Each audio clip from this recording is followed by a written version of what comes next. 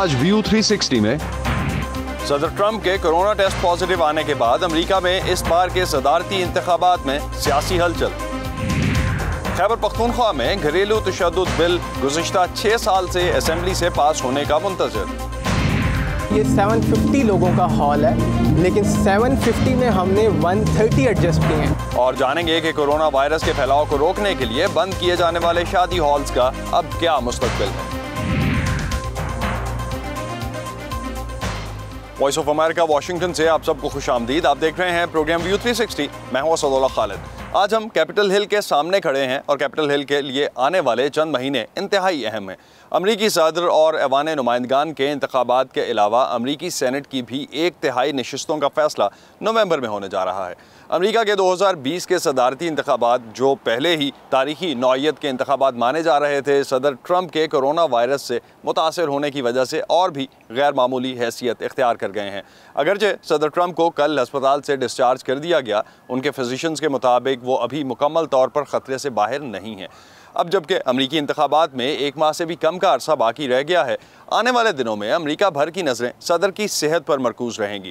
اس وقت امریکہ بھر میں اور خاص طور پر مقتدر سیاسی حلقوں میں یہ سوال گردش کر رہا ہے کہ صدر ٹرمپ کی بیماری صدارتی انتخابات کی سیاست اور الیکشن کیمپین پر کیسے اثر انداز ہو سکتی ہے۔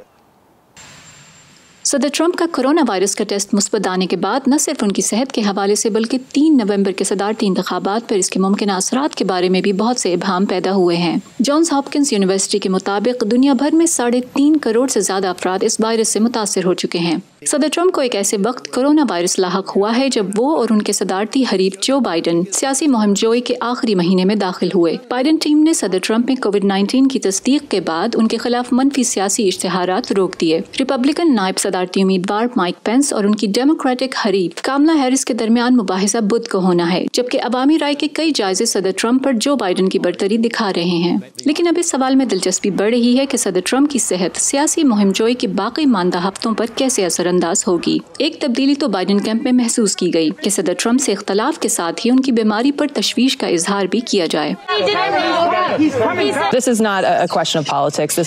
یہ سوال سیاست کے بارے میں نہیں بلکہ ٹرمپ کی جلد اور مکمل صحتیابی کے بارے میں ہے۔ ہم اپنی سیاسی مہم کے دوران جو بائیڈن کی لیڈرشپ کے انداز کو اجاگر کرنے کے علاوہ ان کے تجربے اور ملک کو اکٹھا کرنے کی منفرد صلاحیت کے ذریعے مشترک قدرے تلاش کر کے معاملات کو آگے بڑھائیں گے۔ ٹرمپ کیمپین کے سینئر ایڈوائزر جیسن ملر کے مطابق صدر ٹرمپ نے بہت سی احتیاطی تدابیر اپنائی ہیں اور اس وائرس کے خلاف جنگ میں بھی خود کو ایک لیڈر ثابت کیا۔ جیسے کہ ہم نے جو بائیڈن کے حوالے سے بھی دیکھا، میرا مطلب ہے ہم سب خود کو باقی زندگی کے لیے تہہ خانے میں بند نہیں کر سکتے۔ ہمیں باہر نکل کر اپنی زندگیاں جینی ہیں، رسک لینے ہیں، ویکسین بنانی ہے اور اس وائرس کو شکست دینی ہے۔ جبکہ ریپبلکن پارٹی کی سیاسی مہم سے منسلک ایلس اسٹیورٹ کے مطابق صدر ٹرمپ کے لیے یہ بیماری ایسے ووٹرز کو مائل کرنے کا اچھا موقع ثابت ہو سکتا ہے جو اب تک فیصلہ نہیں کر پائے کہ وہ کس کو ووٹ دیں گے۔ انہیں ایسے ووٹرز پر توجہ دینی چاہیے جو ابھی تک فیصلہ نہیں کر پائے۔ ہمدردانہ لہجہ اس بیماری کی سنجیدگی پر گفتگو صدر ٹرمپ کو ایسے ہی ووٹرز اپنی جانب مائل کرنے میں مدد دے سکتی ہے۔ ایک بات تو ثابت ہے کہ وائٹ ہاؤس جیتنے کی اس کانٹے کی دوڑ میں ابھی کوئی بھی پیش گوئی کرنا قبل از وقت ہے۔ میچل کوئن کے ساتھ فائزہ بخاری، وائس آف امریکہ۔ طے شدہ پروگرام کے مطابق 15 اکتوبر کو دوسرا صدارتی مباحثہ ہونا ہے۔ کچھ حلقوں میں اس کے انعقاد کے حوالے سے تشویش بھی پائی جا رہی ہے، لیکن دوسری جانب نائب صدر کے لیے الیکشن لڑنے والے ریپبلکن نائب صدر مائک پینس اور ڈیموکریٹک سینیٹر کاملا ہیرس بدھ کے روز ہونے والے مباحثے میں ایک دوسرے کے آمنے سامنے ہوں گے۔ یہ مباحثہ روایتی صدارتی اور نائب صدارتی مباحثوں سے مختلف اور کئی حوالوں سے دلچسپ اور دیکھنے کے لائق ہوگا۔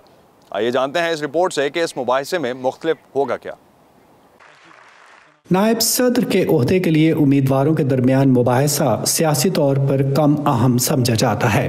میرے خیال میں نائب صدر کے مباحثے اکثر زیادہ دلچسپی کے حامل ہوتے ہیں کیونکہ امیدواروں کا زیادہ داؤ پر نہیں لگا ہوتا. وہ خود کو زیادہ آزاد محسوس کرتے ہیں اور جو کچھ کہنا اور کرنا چاہتے ہیں کر سکتے ہیں. بدھ کے روز ریپبلکن نائب صدر مائک پینس اور ان کی ڈیموکریٹک مد مقابل سینیٹر کاملا ہیرس کے درمیان ہونے والا مباحثہ کئی حوالوں سے دلچسپ اور دیکھنے کے قابل ہوگا. کاملا ہیرس کی نامزدگی کی تاریخی نوعیت اور یہ حقیقت کہ ایک بڑی جماعت سے پہلی مرتبہ ایک سیاہ فام خاتون امیدوار مباحثے میں شامل ہوں گے لوگوں کے لیے دلچسپی کا باعث ہوگا. جیرلڈین فراور وہ پہلی خاتون تھی جو نائب صدر کے ٹکٹ پر سامنے آئیں. جارج بش سینئر اس وقت ان کے مد مقابل تھے. مجھے یاد ہے کہ اس بارے میں بہت خدشات ہے کہ نائب صدر بش کیسے خاتون مد مقابل سے بحث کرتے ہیں. وہ بہت تگڑے امیدوار اور بہترین مقرر مانے جاتے تھے اور اچھی طرح جانتے تھے کہ کیا کب کہنا چاہیے، لیکن وہ یہ تاثر بھی نہیں دینا چاہتے تھے کہ جس سے لگے کہ وہ اپنی خاتون مد مقابل کو ہراساں کر رہے ہیں.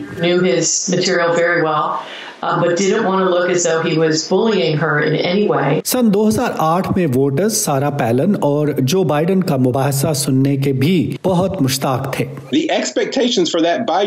جو بائیڈن اور سیرا پیلن کے نائب صدارتی مباحثے سے بہت زیادہ توقعات تھیں. صدارتی مباحثے کی تاریخ میں یہ واحد وقت تھا جب نائب صدارت کا مباحثہ صدارتی مباحثے پر چھایا رہا، لیکن ایسا بھی نہیں کہ صدارتی مباحثہ کچھ کم تھا کیونکہ اس میں بھی تو براک اوباما جیسے بہترین مقرر تھے.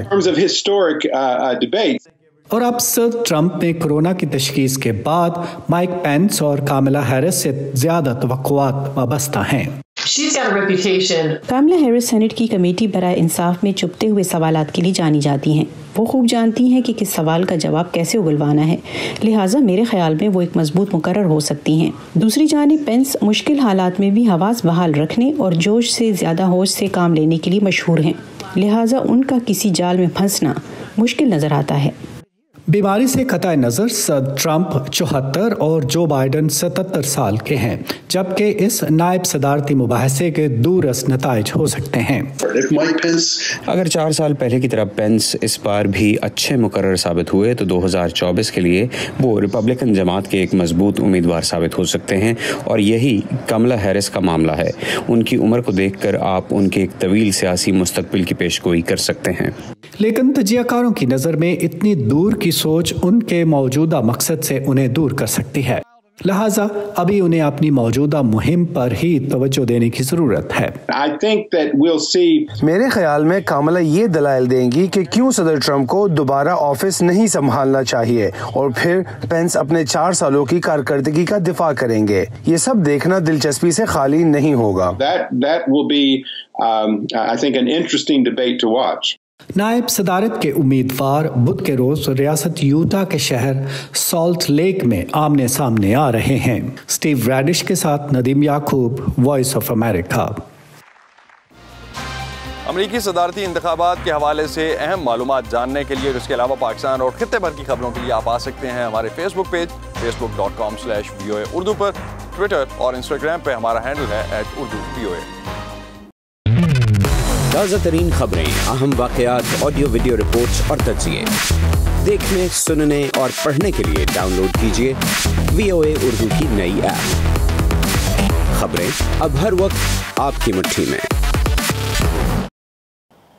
موٹر وے ریپ کیس سے جہاں ملک بھر میں لوگ خواتین کے تحفظ کی بات کر رہے ہیں، وہیں قانون سازی اور سخت سزائیں نہ ہونے کی شکایات بھی کی جا رہی ہیں. بعض ماہرین کی نظر میں پاکستان میں قوانین کی کمی نہیں ہے بلکہ ان کے اطلاق کا مسئلہ ہے، جبکہ بعض اوقات خواتین کے تحفظ سے جڑے اہم قوانین اسمبلیوں تک تو پہنچ جاتے ہیں لیکن منظوری میں سال لگ جاتے ہیں. پشاور سے عمر فاروق ہمیں بتا رہے ہیں کہ خیبر پختونخوا میں گھریلو تشدد بل گزشتہ 6 سال سے اسمبلی سے پاس ہونے کا منتظر ہے. خیبر پختونخوا میں گزشتہ 10 سالوں کے دوران خواتین پر تشدد کے تقریباً 8000 کیسز پولیس کے پاس رجسٹرڈ ہوئے ہیں. ان میں تقریباً 4300 واقعات میں خواتین کو قتل کیا گیا. لیکن گزشتہ 6 سالوں سے گھریلو تشدد بل مذہبی سیاسی جماعتوں کے اعتراضات اور اسلامی نظریاتی کونسل کی تجاویز کے باعث صوبائی اسمبلی سے پاس نہیں ہو پا رہا. پشاور ہائی کورٹ کے وکیل ریاض الدین احمد کا کہنا ہے کہ صوبے میں خواتین کو تحفظ فراہم کرنے کے لیے قوانین پہلے سے موجود موجود ہے، تاہم ایک اسپیشلائزڈ قانون کی کمی محسوس کی جا رہی ہے۔ ڈومیسٹک وائلنس تو پاکستان پینل کوڈ بھی دے رہی ہے پروٹیکشن، لیکن اس ایکٹ کے تھرو اسپیشل پلیٹ فارم بنا جہاں پہ لوگ جا کے اپنی کمپلینٹ فائل کر کے وہ ان کو سپورٹ کرتے ہیں۔ اب جیسے پرائیویٹ NGOs کر رہی ہیں تو وہ پھر گورنمنٹ یہ سپورٹ کرتی ہیں، اور پھر گورنمنٹ کی جب اس کے خاص انٹینشن ہوتے ہیں تو جلدی اسپیڈیلی سالو ہوتے ہیں۔ اس مجوزہ قانون کے تحت ضلع کی سطح پر پروٹیکشن کمیٹیاں تشکیل دی جائیں گی جہاں خواتین شکایت کر سکیں گی، تاہم اعتراض ہے کہ تنازع کی صورت میں مسئلے کو کمیٹی کے سپرد کرنے کے بجائے فریقین کے خاندانوں کو مصالحت کرنی چاہیے۔ اس کے علاوہ ازدواجی رشتے میں جنسی تشدد کے لفظ پر بھی اعتراض ہے۔ گھریلو تشدد قانون کی غیر موجودگی میں نجی سطح پر خواتین کے تحفظ کی کوششیں کی جا رہی ہیں۔ وفا وزیر نے زمونگ جندن کے نام سے ایک آن لائن پلیٹ فارم تیار کیا ہے جس سے خواتین گھر بیٹھے اپنے مسائل ان تک پہنچا سکتی ہے۔ اس وجہ سے جب یہ کورونا کووڈ-19 کا میجر ایشو آیا، سارا لاک ڈاؤن ہو گیا، لوگ گھروں میں محصور ہو گئے، تو اس 3 months کے ٹائم کو میں نے یوٹیلائز کرنا تھا۔ اس پہ میں نے ورک آؤٹ کیا کہ واقعی میں ایک ایسا کام بھی ہو سکتا ہے جو لوگ گھر بیٹھے بیٹھے اپنا مسئلہ ہم تک پہنچا سکے اور ان کا سولوشن ہم ان کو ڈور سٹیپ پہ دیں۔ سید جمال اپنی بہن کے ساتھ قانونی رائے لینے آئے ہیں جن پر ان کا شوہر جسمانی تشدد کرتا ہے۔ انہوں نے وفا وزیر کے بنائے ایپ کی مدد سے وکیل سے رابطہ کیا ہے۔ ہم نے تھانے میں FIR بھی دائر کی ہے، ابھی تک وہ جرگے کے لیے نہ ہی بات چیت کے لیے آئے ہیں۔ آخر کار ہم زمونگ جندون ویب سائٹ کی طرف آئے اور انہوں نے ہماری رپورٹ یہاں پہنچائی۔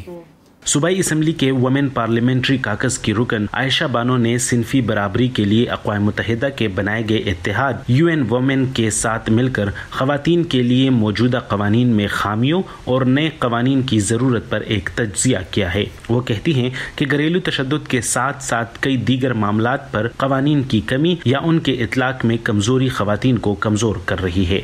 اگر لڑکے ہیں تو ان کو زیادہ تنخواہیں ملتی ہیں، اگر بچیاں ہیں تو ان کو کم ملتی ہیں، بچوں کو کم بوجھا جاتا ہے، جو کہ کرنا بھی نہیں چاہیے، لیکن جس کے اوپر مطلب آفیشلی بھی ایک بین لگا ہوا ہے، لیکن ایک چیز پھر بھی ایگزسٹ کرتی ہے۔ ناٹ جسٹ دس، پھر ہمارے ہوم بیسڈ ورکرز ہیں، ان کی لا ہماری پینڈنگ ہے۔ اس کے علاوہ ہماری سکھ میرج لا ہے، ہندو میرج لاز ہے، تو یہ جو ساری چیزیں تھیں ان کے اوپر ہماری ایک ڈیلیبریشن ہوئی تھی۔ عائشہ بانو کہتی ہے کہ اپوزیشن اور مذہبی جماعتوں کے اعتراضات ختم کر کے گھریلو تشدد کے قانون کا بل تیار ہو چکا ہے اور انہیں امید ہے کہ جلد صوبائی اسمبلی سے منظور کر لیا جائے گا، تاہم دینی جماعتوں کی طرف سے اس کی منظوری پر اعتراضات کا امکان اب بھی موجود ہے۔ عمر فاروق، وائس آف امریکہ، پشاور۔ امی، حکمران امریکہ کے ہوں یا ہندوستان کے، افغانستان کے یا پھر پاکستان کے، انہیں کچھ نہ کچھ تو کہنا ہے نا اپنے ملک کے لیے۔ لیکن ایسے میں ہمارا کام کسی حکمران کی بات پر ناراض ہو جانا یا پھر تالیاں بجانا تھوڑا ہی ہے۔ کے حکمران سن لے، خدا بس اتنی سمجھ دے کہ جو جیسا کہے ہم اسے ویسے کا ویسا آپ تک پہنچا سکیں۔ باقی پھر آپ تو سمجھدار ہیں ہی، بڑی جنگ پاکستان ٹیررزم کے خلاف لڑ رہا ہے اس پروفیشن میں نا امی، بس اتنا سا تو خواب ہے۔ خبر جیسی پہنچے ویسی، ویو 360 صرف آج نیوز پر۔ پاکستان میں کرونا وائرس کے کیسز میں نمایاں کمی کے پیش نظر تعلیمی اداروں کے مرحلہ وار کھولنے کے بعد حکومت نے ملک بھر میں شادی ہالز بھی کھول دیے ہیں، لیکن ایک تو ہالز میں مہمانوں کو محدود تعداد میں شرکت کی اجازت دی گئی ہے اور ساتھ ہی ساتھ انہیں 6 فٹ کے فاصلے پر بیٹھنا ہے اور ماسک بھی پہن کر رکھنا ہے۔ نظر الاسلام کی شادی ہال مالکان سے بات ہوئی جن کا کہنا ہے کہ اس اجازت کے باوجود انہیں جلد منافع کی امید نہیں ہے۔ شادی ہال میں مہمانوں کا استقبال کبھی پھولوں کی پتیاں نچھاور کر کے کیا جاتا تھا، آج ٹیمپریچر گن سے ہو رہا ہے۔ محمد حسان غالب ان ہزاروں نوجوانوں میں شامل ہیں جن کی شادی کرونا وائرس کی عالمی وبا کے باعث تاخیر کا شکار ہوئی۔ حسان قطر میں ملازمت کرتے ہیں۔ پہلے تو کرونا وائرس کے باعث سفر کرنے کی اجازت نہیں ملی اور جب شادی کا دن آیا تو SOPs پر عمل کرتے ہوئے نہ ہی روایتیں رسمیں ہو سکیں اور نہ دوستوں کے ساتھ ہلا گلا۔ یہ میری شادی ہے، یہ 750 لوگوں کا ہال ہے، لیکن 750 میں ہم نے 130 ایڈجسٹ کیے ہیں۔ تو اگر اس طرح کے آپ میئرز کو کنسیڈر کریں اور پھر اپنا ایونٹ پلان کریں تو آئی تھنک اٹس فیزیبل. تو انٹری پرمٹ، اپنی جاب سیکورٹی، ساری چیزوں کو دیکھتے ہوئے میں نے اپنی شادی تیسری دفعہ اور آخری دفعہ بڑی مشکل سے پلان کی ہے، but I am successful.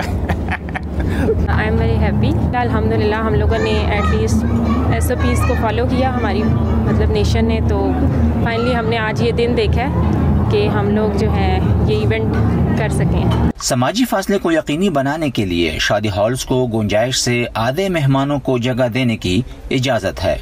Hall میں داخل ہوتے ہوئے ٹیمپریچر چیکنگ اور ہینڈ سینیٹائزر کا استعمال لازمی ہے. تقریب میں شریک ہونے والے ہر فرد کے لیے ماسک کا استعمال بھی لازمی ہے، لیکن بہت کم لوگ ماسک پہن رہے ہیں.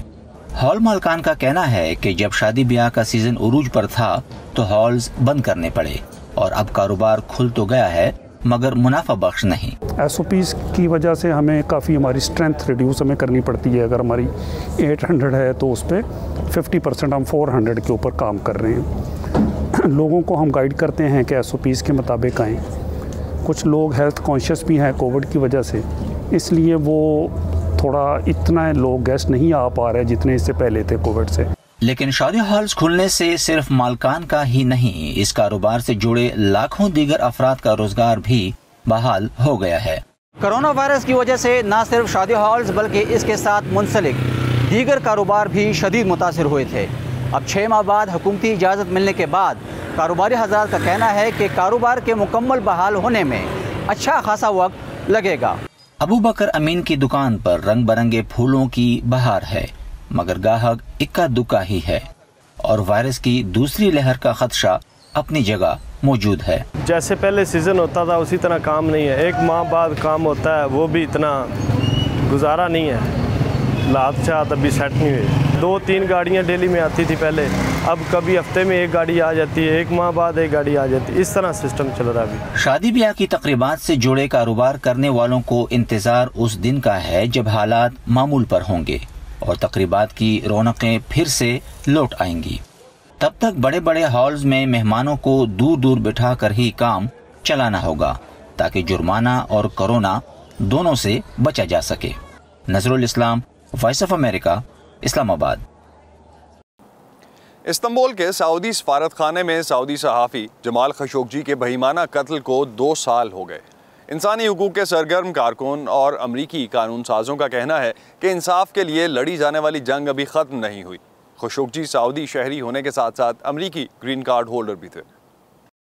سعودی حکومت کے ناقد سمجھے جانے والے صحافی جمال خشوگی 2 اکتوبر سن 2018 کو ترکی میں واقع سعودی قونصل خانے میں گئے تھے. خفیہ ادارے CIA کے مطابق انہیں وہاں سعودی ولی عہد شہزادہ محمد بن سلمان کے حکم پر قتل کر دیا گیا تھا. اس جرم میں 8 افراد کو سعودی عرب میں سزا سنائی گئی، لیکن شاہی خاندان کے کسی بھی فرد کو جواب دہ نہیں ٹھہرایا گیا تھا. واشنگٹن پوسٹ کے معروف صحافی باب وڈورڈ اپنی نئی کتاب ریج میں لکھتے ہیں کہ ان کے پاس ریکارڈنگز ہیں کہ جب انہوں نے صدر ٹرمپ سے پوچھا کہ کیا وہ سمجھتے ہیں کہ جمال خشوگی کے قتل میں سعودی ولی عہد کا کوئی ہاتھ ہے، تو انہوں نے شیخی بگاڑتے ہوئے کہا تھا کہ میں کانگریس کو منانے میں کامیاب رہا کہ سعودی ولی عہد کو اس مسئلے سے دور رکھا جائے. کمیٹی ٹو پروٹیکٹ جرنلسٹ کے شریف منصور نے بتایا کہ اس سے دنیا بھر میں آمروں کو یہ پیغام ملتا ہے کہ وہ جواب دہ نہیں ٹھہرائے جا سکتے. One is an admission on tape by President Trump. صدر ٹرمپ کی اسٹیپ سے ایک تو یہ بات واضح ہوتی ہے کہ انہوں نے بذات خود سعودی ولی عہد کو جواب دہی سے بچایا ہے، اور یہ قدم شہزادہ محمد بن سلمان کو کسی کو بھی قتل کرنے کی اجازت دینے کے مترادف ہے، اور اس قدم کی امریکی کانگریس، انٹیلیجنس کمیٹی اور امریکی اداروں کی جانب سے مذمت کی ضرورت ہے. صدر ڈونلڈ ٹرمپ اور وزیر خارجہ مائک پومپیو خشوگی کے قتل کی مذمت کرتے ہوئے اس بات پر زور دیتے رہے ہیں کہ دہشت گردی کے خلاف جنگ میں سعودی عرب امریکہ کا ایک اہم اتحادی ہے. بعض امریکی قانون ساز قتل کے خلاف امریکہ کی جانب سے ناکافی اقدام اور سعودی عرب میں انسانی حقوق کی دیگر خلاف ورزیوں پر خدشات کا اظہار کرتے ہیں. جمال خشوگی کے قتل کے بدلے سعودیوں کو امریکی وزیر خارجہ کے ساتھ مسکراتی ہوئی تصویریں کھنچوانے کا موقع ملا. بعض کا خیال ہے کہ اس کی تحقیق ہونی چاہیے کہ کیا امریکہ نے جمال خشوگی کو خطرے سے آگاہ کیا تھا.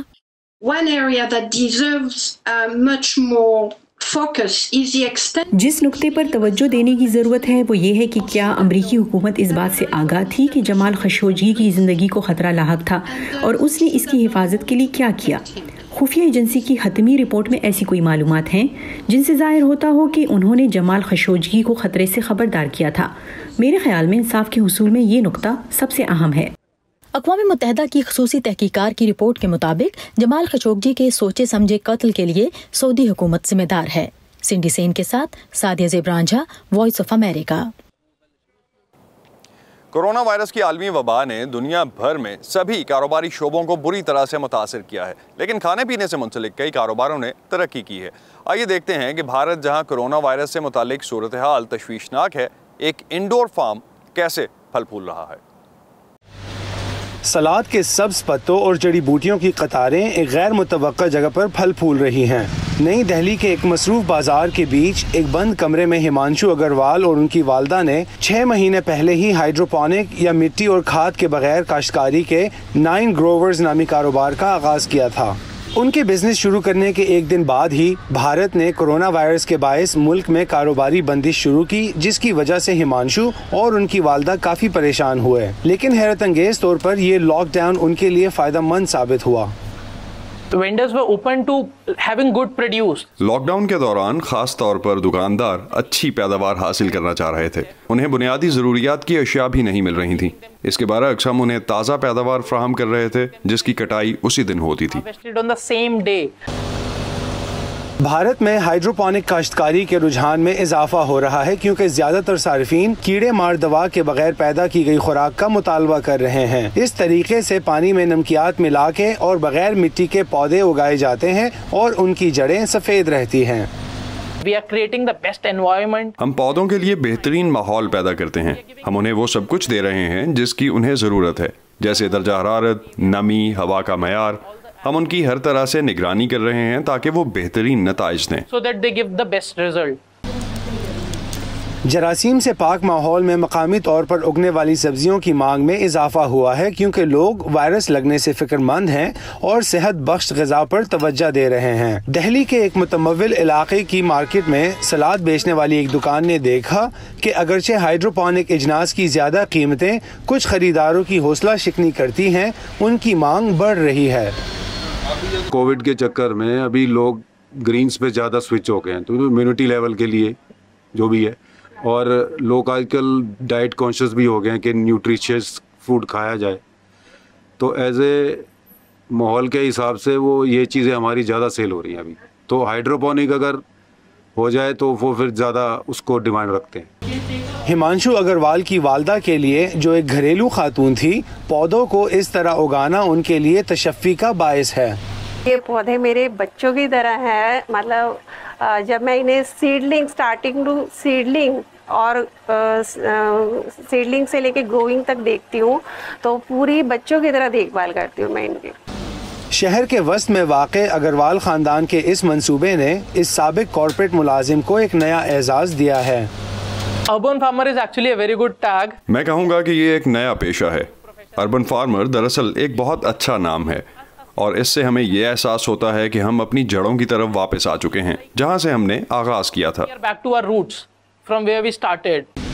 और जब वो ताज़ा सब्जियों से भरे डब्बे लोगों के घरों में पहुंचाते हैं, तो उन्हें और उनकी वालदा की इस उम्मीद में इजाफा हो जाता है कि हाइड्रोपोनिक काश्तकारी शहरी आबादियों को ज्यादा मकामी पैदावार में इजाफे का सबब बन सकता है। एंजना पसरीचा के साथ Imran Jadoon, voice of America. ये था आज का व्यू 360। स्टे सेफ, और इस प्रोग्राम पर फीडबैक देने के लिए और इसके अलावा अमरीकी इलेक्शंस के हवाले से मजीद मालूमात जानने के लिए आप आ सकते हैं हमारे फेसबुक पेज facebook.com/VOA उर्दू पर। ट्विटर और इंस्टाग्राम पे हमारा हैंडल है @urduvoa। अब तक के लिए इतना ही। असदुल्लाह खालिद को इजाज़त दीजिए। खुदा हाफिज़।